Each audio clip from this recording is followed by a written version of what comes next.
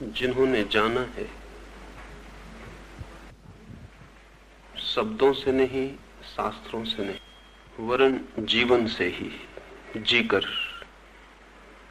लाओ से उन थोड़े से लोगों में से एक है।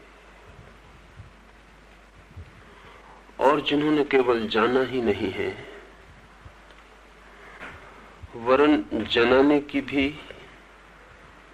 अथक चेष्टा की है, लाओ से उन और भी बहुत थोड़े लोगों में से एक है।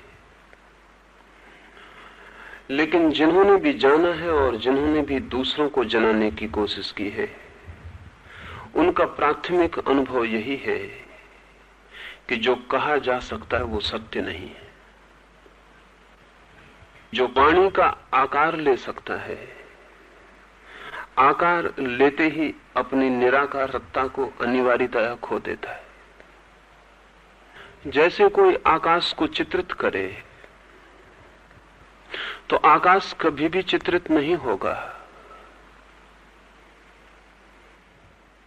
जो भी चित्र में बनेगा निश्चित ही वो आकाश नहीं है।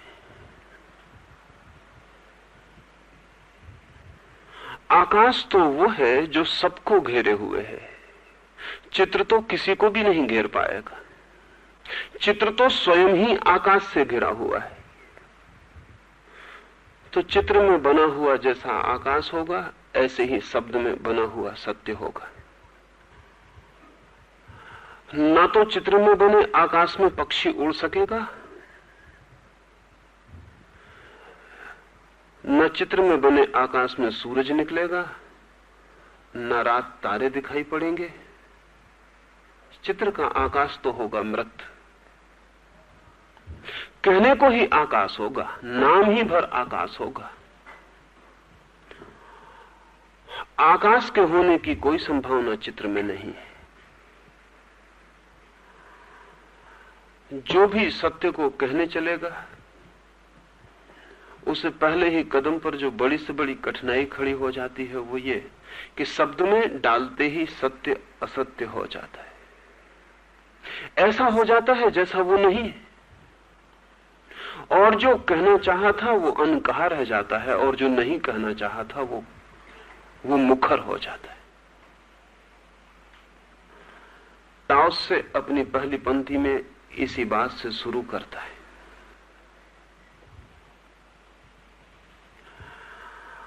ताओ बहुत अनूठा शब्द है। उसके अर्थ को थोड़ा ख्याल में ले लें तो आगे बढ़ने में आसानी होगी। ताओ के बहुत अर्थ हैं। जो भी चीज जितनी गहरी होती है उतनी बहुअर्थी हो जाती, और जब कोई चीज बहुआयामी मल्टी डायमेंशनल होती है तब स्वभावतः जटिलता और बढ़ जाती है। ताओ का एक तो अर्थ है पथ, मार्ग, दो वे। लेकिन सभी पथ बंधे हुए होते हैं। ताओ ऐसा पथ है जैसे पक्षी आकाश में उड़ता है। उड़ता है तब पथ तो निर्मित होता है, लेकिन बंधा हुआ निर्मित नहीं होता है। सभी पथों पर चरण चिन्ह बन जाते हैं, और पीछे से आने वालों के लिए सुविधा हो जाती है। ताओ ऐसा पथ है जैसा आकाश में पक्षी उड़ते हैं, उनके पदों के कोई चिन्ह नहीं बनते, और पीछे से आने वाले को कोई भी सुविधा नहीं होती। तो अगर ये ख्याल में रहे कि ऐसा पथ जो बंधा हुआ नहीं है, ऐसा पथ जिस पर चरण चिन्ह नहीं बनते, ऐसा पथ जिसे कोई दूसरा आपके लिए निर्मित नहीं कर सकता, आप ही चलते हैं और पथ निर्मित होता है, तो हम ताओ का अर्थ पथ भी कर सकते हैं, दिवे भी कर सकते हैं। लेकिन ऐसा पथ तो कहीं दिखाई नहीं पड़ता, इसलिए ताओ को पथ कहना उचित होगा। लेकिन ये एक आयाम ताओ का है, तब पथ का एक दूसरा अर्थ लें। पथ है वो जिससे पहुंचा जा सके, पथ है वो जो मंजिल से जोड़ दे। लेकिन ताओ ऐसा पथ भी नहीं है। जब हम एक रास्ते पर चलते हैं और मंजिल पर पहुंच जाते हैं तो रास्ता और मंजिल दोनों जुड़े हुए होते हैं। असल में मंजिल रास्ते का आखिरी छोर होता है और रास्ता मंजिल की शुरुआत होती है। रास्ता और मंजिल दो चीजें नहीं है, जुड़े हुए संयुक्त है। रास्ते के बिना मंजिल ना हो सकेगी, मंजिल के बिना रास्ता ना होगा। लेकिन ताओ एक ऐसा पथ है जो मंजिल से जुड़ा हुआ नहीं। जब कोई रास्ता मंजिल से जुड़ा होता है तो सभी को उतना ही रास्ता चलना पड़ता है, तभी मंजिल आती है। ताओ ऐसा पथ है कि जो जहां खड़ा है उसी स्थान पर उसी जगह पे खड़े हुए मंजिल को उपलब्ध हो सकता है। इसलिए ताओ को ऐसा पथ भी नहीं कहा जा सकता। जहां खड़े हैं हम, जिस जगह जिस स्थान पर, वहीं से मंजिल मिल सके। और ऐसा भी हो सकता है कि हम जन्मों जन्मों चलें और मंजिल न मिल सके।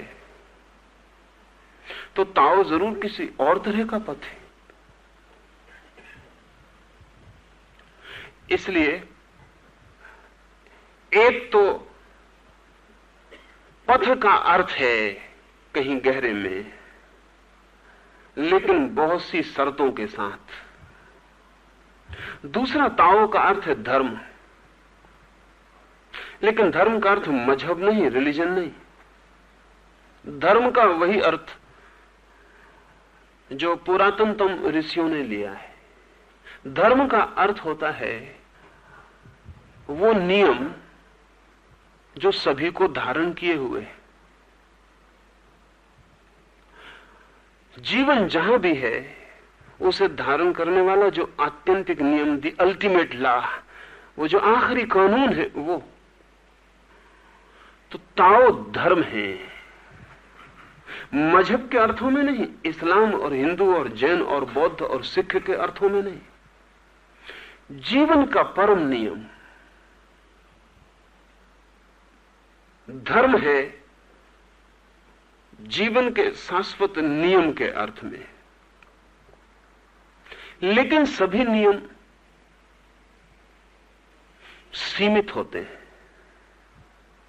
ताओ ऐसा नियम है जिसकी कोई सीमा नहीं है। असल में सीमा तो होती है मृत्यु की, जीवन की कोई सीमा नहीं होती। मरी हुई वस्तुएं ही सीमित होती हैं, जीवित वस्तु सीमित नहीं होती, असीम होती है। जीवन का अर्थ ही है फैलाव की निरंतर क्षमता, द कैपेसिटी टू एक्सपेंड। एक बीज जीवित है अगर वो अंकुर हो सकता है, एक अंकुर जीवित है अगर वो वृक्ष हो सकता है, एक वृक्ष जीवित है अगर उसमें और बीज लग सकते हैं। जहां फैलाव की क्षमता रुक जाती है वहीं जीवन रुक जाता है। बच्चा इसलिए ज्यादा जीवित है बूढ़े से, अभी फैलाव की क्षमता है बहुत। तो ताओ कोई सीमित अर्थों में नियम नहीं है, आदमी के बनाए हुए कानून जैसा कानून नहीं है जिसको कि डिफाइन किया जा सके, जिसकी परिभाषा तय की जा सके, जिसकी परिसीमा तय की जा सके। ताओ ऐसा नियम है जो अनंत विस्तार और अनंत असीम को छूने में समर्थ है। इसलिए सिर्फ धर्म कह देने से काम ना चलेगा।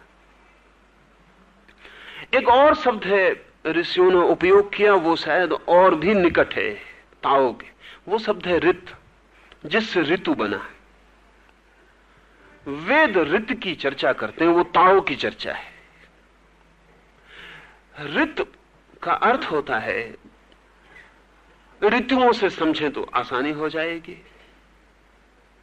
गर्मी आती है, फिर वर्षा आ जाती है, फिर शीत आ जाती है, फिर गर्मी आ जाती है। एक वर्तुल है, वर्तुल घूमता चला जाता है। बचपन होता है, जवानी आती है, बुढ़ापा आ जाता है, मौत आ जाती है। एक वर्तुल है, वो घूमता चला जाता है। सुबह होता है, सांझ होती है, रात होती है, फिर सुबह हो जाती है। सूरज निकलता है, डूबता है, फिर उगता है। एक वर्तुल है। जीवन की एक गति है वर्तुलाकार, उस गति को चलाने वाला जो नियामक तत्व है उसका नाम है रित। ध्यान रहे, रित में किसी ईश्वर की धारणा नहीं। रित का अर्थ है नियामक तत्व, नियामक व्यक्ति नहीं। Not person but principle. कोई व्यक्ति नहीं जो नियामक हो, कोई तत्व जो नियमन किए चला जाता है। ऐसा कहना ठीक नहीं कि नियमन किए चला जाता है, क्योंकि इससे व्यक्ति का भाव पैदा होता है। नहीं, जिससे नियम होता है, जिससे नियम निकलते हैं, ऐसा नहीं कि वो नियम देता है और व्यवस्था जुटाता है। नहीं, बस उससे नियम पैदा होते रहते हैं, जैसे बीज से अंकुर निकलता रहता है, ऐसा ऋत से ऋतुएं निकलती रहती हैं। ताओ का गहनतम अर्थ वो भी है, लेकिन फिर भी ये कोई भी शब्द ताओ को ठीक से प्रकट नहीं करते, क्योंकि जो जो इनको अर्थ दिया जा सकता है, ताओ उससे फिर भी बड़ा है और कुछ ना कुछ पीछे छूट जाता है। शब्दों की जो बड़ी से बड़ी कठिनाई है वो ये है कि सभी शब्द द्वैत से निर्मित हैं। अगर हम कहें रात तो दिन पीछे छूट जाता है। अगर हम कहें प्रकाश तो अंधेरा पीछे छूट जाता है। अगर हम कहें जीवन तो मौत पीछे छूट जाती है। हम कुछ भी कहें, कुछ सदा पीछे छूट जाता है। और जीवन ऐसा है संयुक्त, इकट्ठा। वहां रात और दिन अलग नहीं, और वहां जन्म और मृत्यु अलग नहीं, और वहां बच्चा और बूढ़ा दो नहीं, और वहां सर्दी और गर्मी दो नहीं, और वहां सुबह सूरज का उगना, सांझ का डूबना भी है। जीवन कुछ ऐसा है संयुक्त, इकट्ठा। लेकिन जब भी हम शब्द में बोलते हैं तो कुछ छूट जाता है। कहें दिन तो रात छूट जाती है, और जीवन में रात भी है।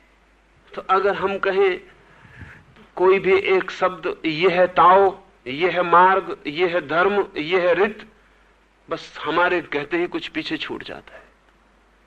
समझ लें, हम कहते हैं नियम, नियम कहते ही अराजकता पीछे छूट जाती है, लेकिन जीवन में वो भी है।